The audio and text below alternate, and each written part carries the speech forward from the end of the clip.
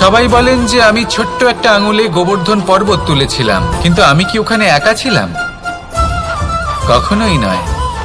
আমার সাথে অসংখ্য গোকুলবাসী, অসংখ্য বর্ষণাবাসী ছিলেন, নিজের হাতে একটা লাঠি নিয়ে। ওনাদের মনোবল, ওনাদের আশীর্বাদ আমার সাথে ছিল। মহাভারতে আমি শুধুই শিক্ষক ছিলাম, আমি শুধুই শিক্ষা দিয়েছি। লক্ষ্য সাধন করেছে অর্জুনই, যুদ্ধ করেছে অর্জুনই এবং জয়ী হয়েছে অর্জুনই। আমি শুধুই শিক্ষা দিতে পারি। অবশেষে আপনাকে শুধু এটুকুই বুঝতে হবে যে ঈশ্বর সবকিছু করতে পারেন না, করতে হবে আপনাকে। ঈশ্বর আপনাকে আশীর্বাদ করতে পারেন, যে কাজ আপনি মন থেকে করবেন সেটা অবশ্যই পূরণ হবে। সেই জন্য নিজের লক্ষ্যের পথে এগোতে থাকুন। চেতনা, বিবেক এবং পরিশ্রমের দ্বারা আপনার যা যা স্বপ্ন আছে, যা লক্ষ্য আছে, আপনি অবশ্যই লাভ করবেন। আর এই মন সুপ্রসন্ন। ভয়ের সাথে আমরা সবাই পরিচিত, কষ্টও আমরা সবাই পেয়েছি। কখনো কখনো আমরা অসুস্থ হয়ে পড়ি, আর এমন সময় হলে মাতার মমতা, কখনো বাবার স্নেহ, কখনো বন্ধুদের পাশে থাকার অনুভূতি আমাদের রোগ নিরাময়ে সাহায্য করে। কখনো যদি আমরা নিরাশ হয়ে পড়ি, তখন যদি আমাদের কোনো আপনজন আমাদের দুটো ভালো কথা বলে, তখন আমাদের মনোবল বেড়ে যায়। ঠিক তেমন সংসারের এই রঙ্গমঞ্চে যদি আপনি পীড়িত অনুভব করেন, কিছু শুভ কথা আলোচনা করুন, কিছু স্তুতি গান করুন, কিছু মুহূর্তের জন্য হলেও নিজের ইষ্টদেবের কথা স্মরণ করুন আর প্রার্থনা করুন। সাহস বাড়বে, শক্তিও বৃদ্ধি পাবে এবং সামনে এগিয়ে চলার পথও দেখতে পাবেন। তখন এই মন প্রসন্ন হয়ে বলবে, রাধা রাধা। ভেবে দেখুন, আপনি একটা পথে হাঁটছেন, আপনি দেখতে চাইছেন যে আপনি সঠিক পথে হাঁটছেন কিনা, পায়ের নিচে কাঁটা পড়ে আছে কিনা। কিভাবে দেখবেন? আপনাকে সেই মাথা নত করেই দেখতে হবে। এর অর্থ কি? অর্থ খুব সহজ। প্রত্যেকবার নত হওয়া অনুচিত নয়, সেটা কোনোভাবেই সম্মানহানি নয়। পরিস্থিতি অনুসারে এবং যেখানে প্রয়োজন আপনি নত হতে শিখে গেলে আপনি অনেক কিছুই লাভ করতে পারবেন।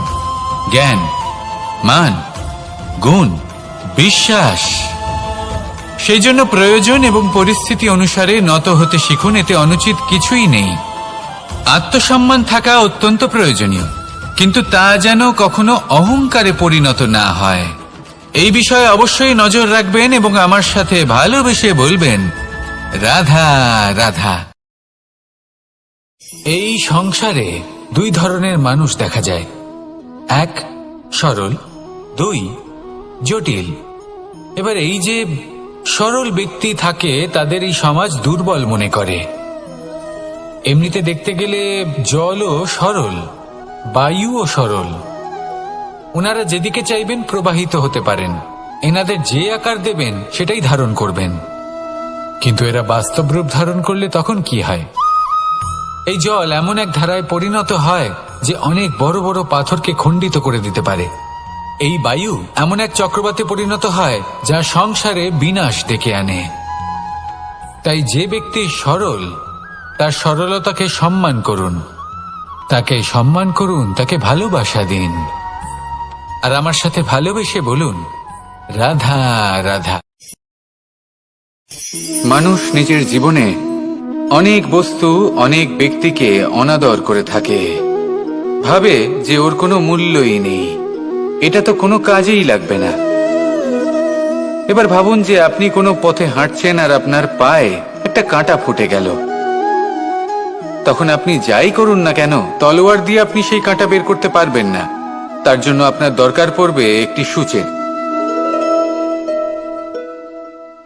সেই জন্য এই সংসারে যে কেউই ছোট বা বড় হন না, সকলের নিজের মূল্য আছে। দেখুন, যদি কথা বলা হয় জল নিয়ে, জল যদি দূষিত হয় তাহলে তা আমরা গ্রহণ করতে পারবো না, পান করতে পারবো না। কিন্তু যদি হঠাৎ করে কোথাও আগুন লেগে যায়, সবকিছু ভস্ম হতে শুরু করে, তাহলে সেই জল কিন্তু সেই আগুন নিভিয়ে দিতে পারে। এই পুরো খেলাটাই হলো দৃষ্টিভঙ্গির, মানসিকতার।